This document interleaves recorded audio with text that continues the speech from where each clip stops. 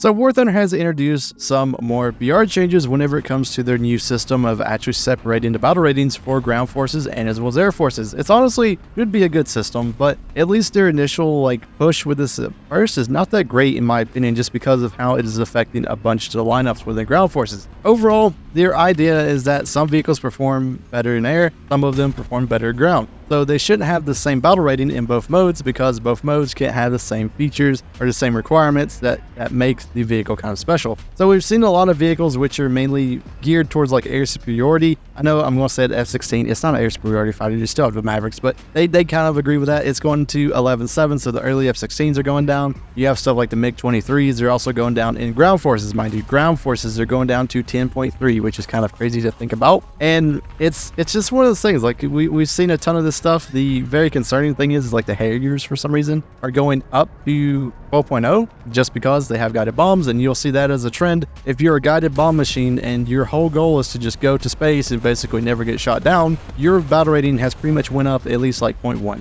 So it's kind of insane. The Harriers kind of just went up 0.3, but we'll see some more crazy ones later in this video. The one that I cannot disagree with at all is the Su-25 SM-3. It's a vehicle that can outrange pretty much all the SPAs within the game. The only real counter to it is getting into a plane yourself and going and shooting it down. But then at the end of the day of things, it's one of those things that can just shoot off all its missiles, get kills, go back to the airfield, and repeat. And if no one is jumping into a plane to actually go do anything about it, it can take over the game, which can be a little bit of an issue. A lot of these vehicles have been able to do that, especially at top tier. So you also may be wondering, dog, why are none of the actual vehicles that the game, like P-47s or P-51s or the Dove 335 not included in this list? Well, I'm sorry to say it, but Gaijin looks like they're only going towards top tier within this battle rating change. They have said though that they are going to introduce more of those battle rating changes in future updates to the battle ratings. So I mean, it's going to be in the future, but there's a lot of different vehicles, not just the top tier CAS wise, that is taking over the game. The AU-1, for example, the Dove 335s can do really good. You have different especially rank 1, man. There's so many things. If you have a 50 cal within rank 1, you can completely just dominate within the ground. So it needs to be hit on the head, but it doesn't look like they're going to within this battle rating change. So if you're wondering where those things are at, that is kind of where they are at. Now we do have a lot of changes. I'm going to leave them in the description. You can kind of view them because some of them are very samey. MiG-21s, they're just basically all going down to 10.3. But the ones that I really want to talk about, and I feel like these are the most important ones, are actually the vehicles which are going up in battle rating. So the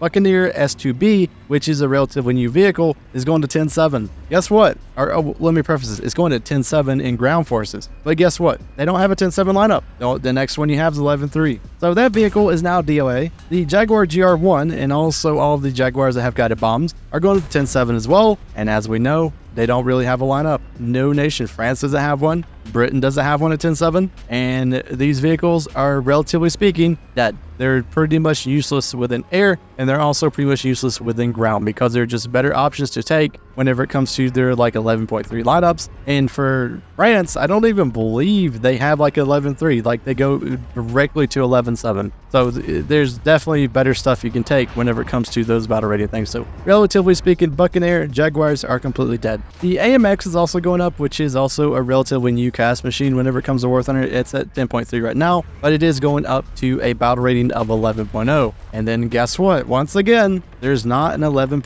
lineup for Italy, but at least they do have an 11.3 lineup, which you can slot the AMX into. The only question about that is, would you rather take that or take another vehicle which can be a little bit better at 11.3? The Tornado a little bit more enticing than an AMX? Probably, but we would definitely have to see how that kind of goes whenever it comes to these battle rating changes. Now, it's not just Italy, France, and the UK that got hit. We also have America. The A6E Trim, the A10A Late, and also the A10 Early, which is the premium version, are all going up to 10.7, and then the A10A Early, which is the premium, is going to 10.3. So 10.7, no nation really even has a lineup at that battle rating. So if you want to run the A10, at least with the thermal Mavericks, you will have to push that thing all the way up to 11.0, which can be a little bit of an issue, but at the end of the day, it's an A10 that can relatively do a decent job whenever it comes to that. The thing that really is kind of missing within this battle rating changes is the Su-25s, but I don't know, maybe they think that they're perfect where they're at, even though I would say the Su-25 within a ground forces setting is pretty good. I don't think it's bad. I don't think it's the most terrible thing in the world, but it does have really good rockets whenever it comes to actually using it as a CAS aircraft. So very concerned of where those are actually at, but you know, it is what it is. Maybe they'll introduce some more changes before this is released, like they always do with battle rating changes, but the SU-25s are completely missing from this list, at least the early ones. The actual top tier one, which is taking over game, is going up. Now, before we go into the rest of these battle rating changes, I want to preface this. Basically, these battle rating changes are okay if you're a major nation like America, where you have multiple lineups at like 10-0, you have one at 10-3, you also have one at 11-0. But for nations that are coming up, you have a very limited lineups whenever it comes to your tech tree. So for like China, for Israel, for France, for Italy, for the UK even, you have very limited lineups, which is why these BR changes are hurting these nations a ton. So the first one is we have the Q5L. It is going from 9.7 all the way to 10.7. So a full 1.0 battle rating difference for a vehicle that has 2 guided bombs and no countermeasures and no anti-air like type stuff. Like it doesn't have any air missiles at all. So you do have a lineup, but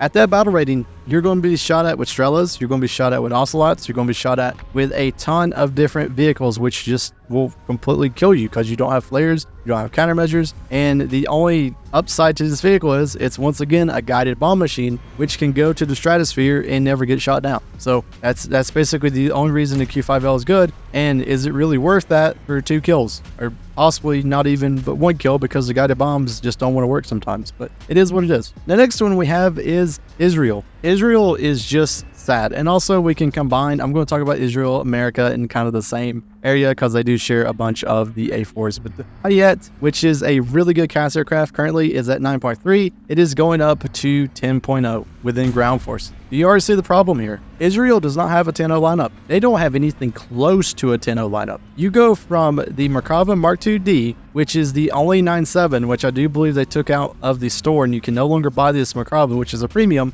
You go from that vehicle to 11.0. Or if you don't even have that premium, you go from 9.3 to 11.0. So the Alliat is just completely DOA, just like the Jaguars, just like the Buccaneer. Instead of making these vehicles where they are balanced, they have, relatively speaking, just made it to where no one will play them, because it's not worth actually taking in a CAS aircraft for your highest BR vehicle whenever it comes to ground forces. And we've also seen this with the A4Es. The A4Es are probably even worse. They are going from 8.7 to 9.7. So once again, for Israel, you have no lineup at 9.7 unless you have the Merkava Mark II-D, and that's a premium that has been took away from the store. So you'd have to bring in your 9.3s, or you'd have to put it at 11.0. And an A4E, I don't think is going to do that well at 11.0. Just kind of saying it with that one. But yeah, it's one of those insane things. Like, America's kind of fine. They're going to have their lineups. Germany is going to be fine. They have their lineups. Russia will be fine. They have their lineups. But for every single minor nation, they're just going to struggle. Like, they just truly are. I don't like being bombed just like the next guy. I really don't.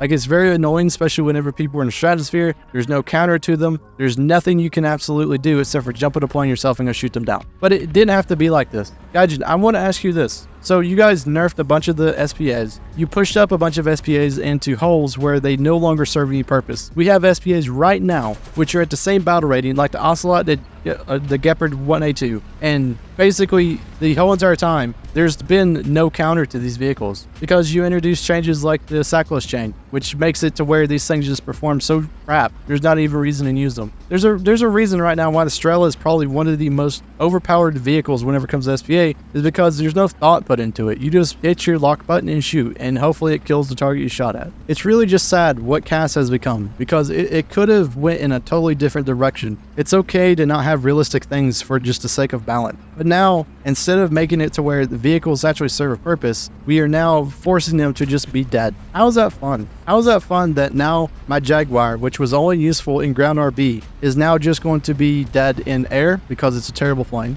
and then also it's going to be dead in ground because there's not a lineup for it? I really wish they would review this, because it's some of it's okay. The issue 22 or the issue 25, which is going up, which has been taken over yet, fair enough. But a bunch of these vehicles for minor nations, which are now slotted into places within a tech tree of no lineups, is just crazy. And it seems like someone just took, like there's this big thing where people are like, oh, Gaijin listens to statistics, or they only listen to statistics. This is a time that they shouldn't. They should actually take what their statistics tell them, look at the lineups that these vehicles can be put in, and realize, oh, there's nothing there. This was a feature I was really excited for. I was really excited to finally have vehicles vehicles which are going to be a different battle rating because some of them are not good in air forces, but they're really good in ground. And so now I'm able to spade them without having to suffer, just like the A7s, which are finally going down in battle rating to like 10-0. So it's going to be really cool to play those vehicles. But it's also really cool to play vehicles in general with competent lineups. And the major nations are going to do fine. Minor nations, though, they're going to suck. So yeah, I hope everyone has a wonderful day. I'm really disappointed, in my opinion, with these battle rating changes. Hopefully Gaijin does adjust them before they are introduced to the live server, because there's a ton of issues, especially with these battle rating changes. Hope everyone has a wonderful day.